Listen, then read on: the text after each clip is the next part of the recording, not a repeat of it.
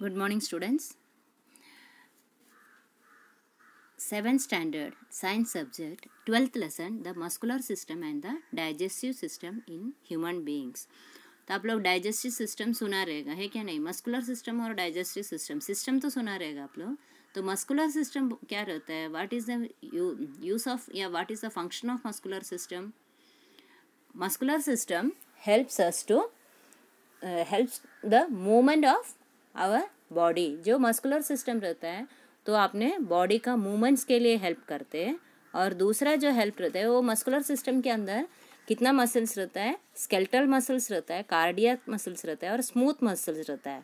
ये सब अपने बॉडी फंक्शन के लिए हेल्प करते हैं. ठीक है, ये जो भी मसल्स रहता है वो सब अपने बॉडी मूवमेंट्स के लिए सब हेल्प करते हैं. और अपने पूरा बॉडी में कितना मसल्स है? टोटल 600 मसल्स है.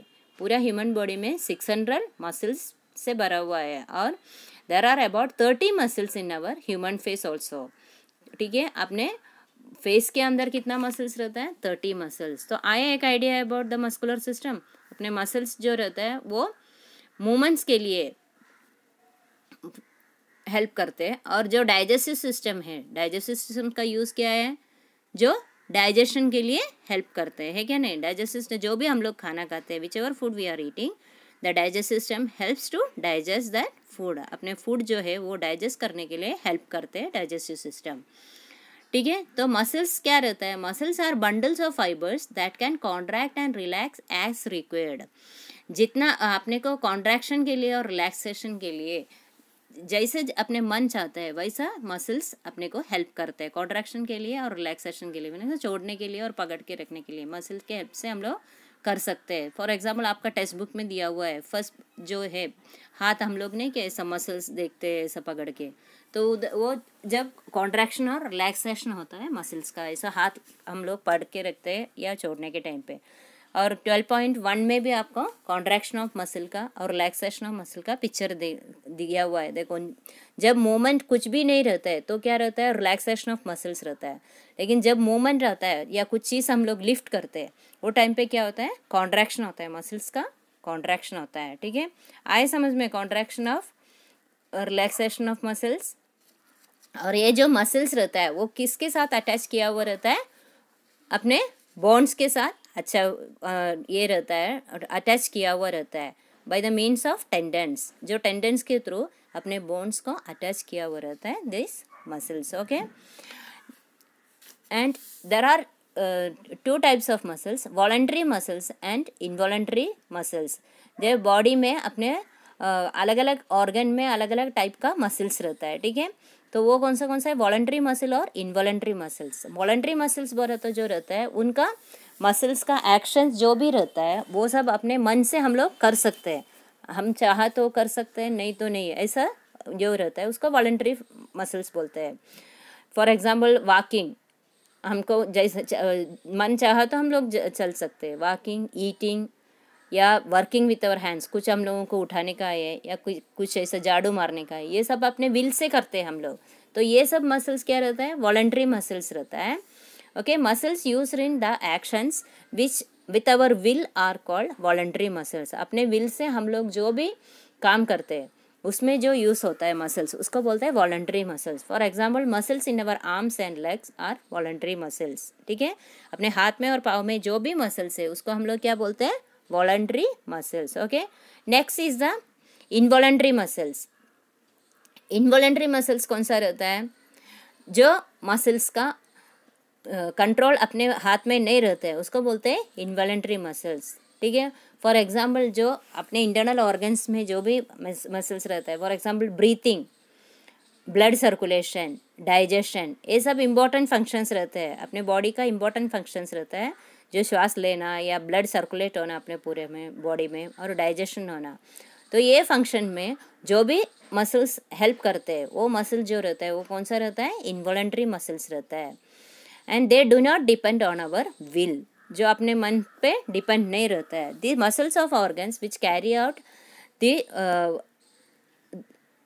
Involuntary functions are called involuntary muscle. जो इनवॉलंटरी फंक्शंस रहता है डाइजेशन, ब्लड सर्कुलेशन जैसा, वो फंक्शन को जो भी हेल्प करते हैं वो मसल्स को बोलते हैं. या वो ऑर्गन में जो भी मसल्स रहता है उसको बोलते हैं इनवॉलेंट्री मसल्स, ठीक है।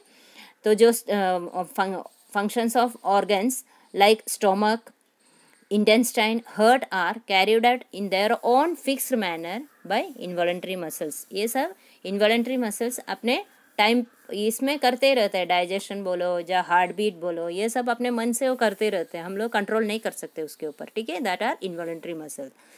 और next is the types of muscles. जो मस्कुलेटरी सिस्टम है उसके अंदर कौन सा टाइप्स ऑफ मसल्स रहता है? स्केलेटल मसल्स, कार्डियक मसल्स या हर्ट मसल्स या स्मूथ मसल्स, ठीक है। 3 types of muscles are there in the human body. तो स्केलेटल मसल क्या रहता है? That are attached to different bones. जो स्केलेटल मसल्स रहता है दोनों एंड पे वो अलग अलग बोन्स को अटैच किया हुआ रहता है, ठीक है। और देयर मूवमेंट्स आर वॉलंटरी, वो जो है अपने मन से हम लोग मूवमेंट कर सकते हैं।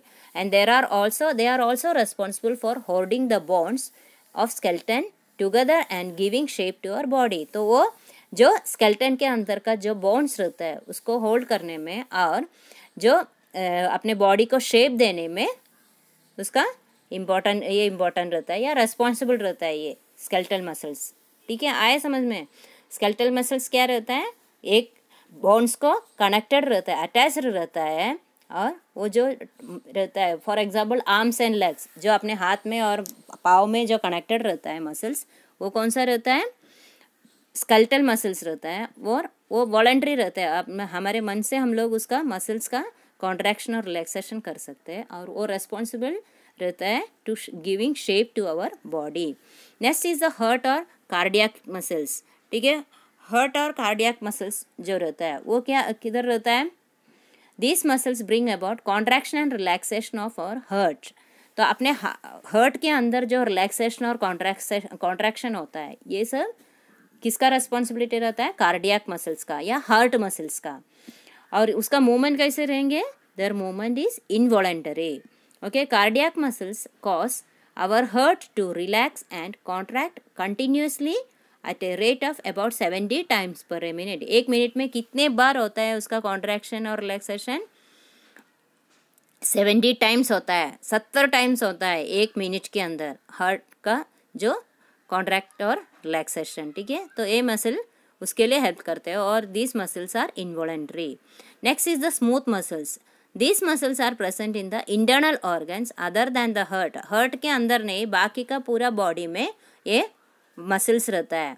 फॉर एग्जाम्पल किधर किधर हो सकता है? Stomach, muscles of the stomach, अपने पेट के अंदर का जो मसल्स रहता है, या इंटेस्टाइन, लार्ज इंटेस्टाइन और स्मॉल इंटेस्टाइन है उसके अंदर का जो मसल्स रहता है।